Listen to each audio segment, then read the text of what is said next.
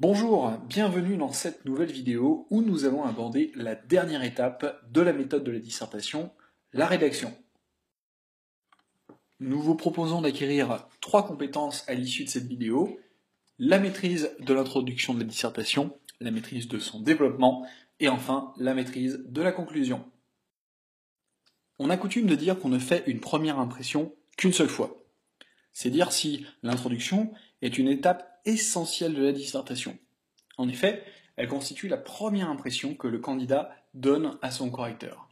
Dès lors, si le correcteur part avec une bonne impression, il aura plutôt tendance à avoir un bon a priori sur le reste de la dissertation, et aura donc tendance à la valoriser. Revenons maintenant à la méthode de l'introduction. Il y a une règle simple à retenir, celle des 3 P.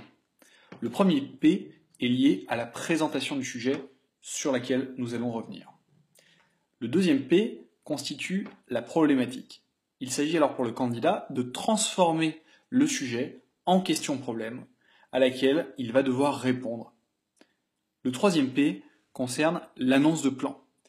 Le candidat doit annoncer les principales parties pour guider le correcteur dans la réflexion. Attention, il ne faut surtout pas aborder les sous-parties, mais s'en tenir uniquement aux principales parties. Si l'on se concentre maintenant plus précisément sur la présentation du sujet, on peut distinguer en fait 3 sous-parties. Tout d'abord, l'accroche. L'accroche peut être une citation, un fait d'actualité, un fait historique, dont le but est d'éveiller l'intérêt du correcteur.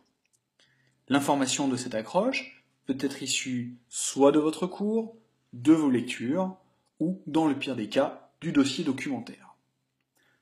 Interdisez-vous absolument de débuter l'accroche par une formule du type « depuis toujours, de tout temps ».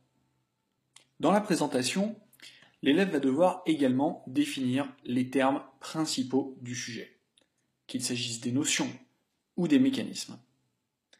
Enfin, le candidat doit définir le cadre spatio-temporel. Ce cadre présente l'espace géographique et la période concernée par l'analyse. Attention à bien penser à 2 éléments. D'une part, pensez à faire le lien entre les 3 parties de l'introduction de manière à maintenir un fil directeur. Il faut donc faire le lien entre la présentation et la problématique, d'une part. Pour cela, le raisonnement de la présentation doit déboucher sur la problématisation du sujet. Pensez d'autre part à faire le lien entre la problématique et l'annonce du plan, en montrant en quoi les grandes parties permettent de répondre à la question que pose le sujet. D'autre part, pensez bien à espacer votre introduction en allant à la ligne et en mettant un alinéa au début des 3 parties de l'introduction, à savoir la présentation, la problématique et l'annonce du plan. Maintenant au développement.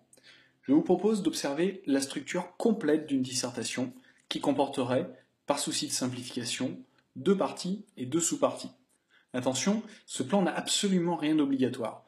On peut très bien imaginer un plan en 3 parties avec 2 sous-parties ou 3 sous-parties. Vous l'avez compris maintenant, tout développement doit répondre à une problématique. Par conséquent, le candidat va élaborer son plan en réponse à cette problématique. D'une part, le titre de la première partie, c'est-à-dire l'idée principale qui sera développée dans la première partie, va constituer un premier élément de réponse à cette problématique. D'autre part, la deuxième partie va également apporter une autre réponse à cette problématique. Attention, les 2 parties ne doivent pas être coupées l'une de l'autre. Elles doivent en fait être articulées logiquement pour apporter une réponse cohérente et satisfaisante à la dissertation.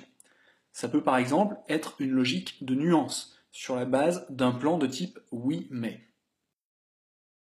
De la même manière, dans chaque grande partie, il y a des sous-parties qui apportent pour chacune d'entre elles un argument qui vient appuyer l'idée défendue dans la partie. Par exemple, dans le grand 1, le titre du grand A constitue un argument du titre du grand 1. De la même manière, le titre du grand B constitue un autre argument du titre du grand 1. On peut répéter évidemment la même logique pour la deuxième partie. Si maintenant on rentre un peu plus dans le détail de ce plan détaillé, on remarque qu'il y a à l'intérieur des différentes sous-parties des arguments qui viennent appuyer l'idée défendue dans la sous-partie correspondante. Ici, nous avons fait le choix de retenir 2 arguments par sous-partie. Évidemment, ce n'est qu'un exemple. D'autres plans sont tout à fait possibles avec plus ou moins d'arguments dans chaque sous-partie. Ici, nous avons fait le choix également d'exprimer ces arguments par rapport à la méthode AEI. Si l'on applique cette méthode, l'élève doit tout d'abord débuter son argument par une affirmation.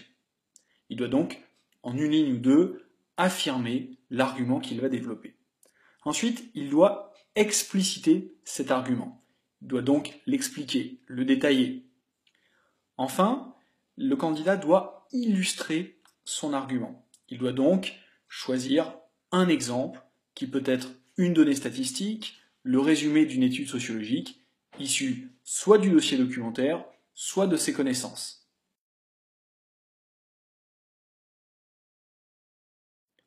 Pour que la ligne directrice de chaque partie apparaisse clairement et rapidement au lecteur, vous devez absolument rédiger des chapeaux en tête de chaque partie. Il y en a donc 2, un pour la première partie et un autre pour la deuxième partie. Leur objectif est très simple.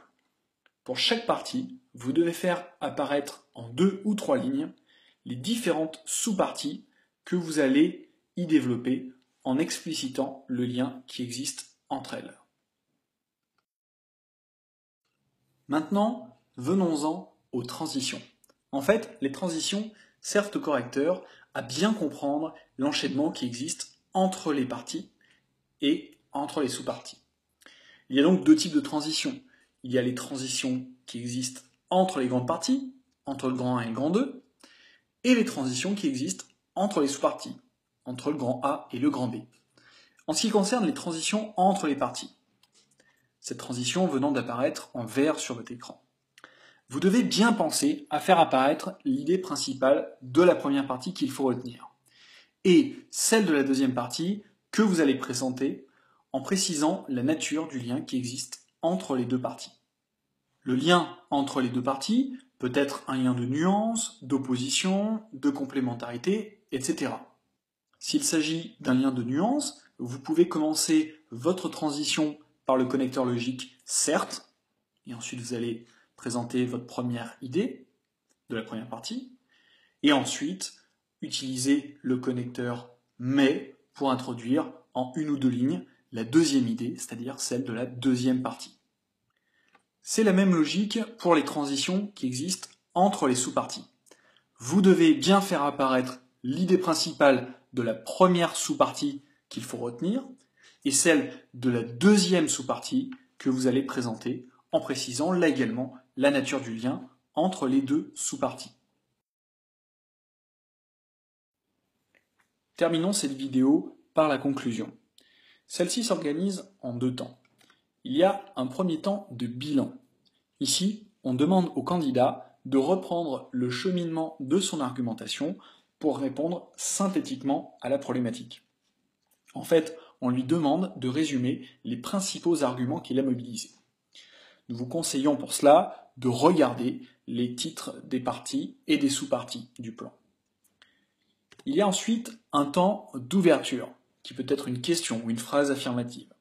L'objectif de cette ouverture est de prolonger la réflexion à une question plus générale.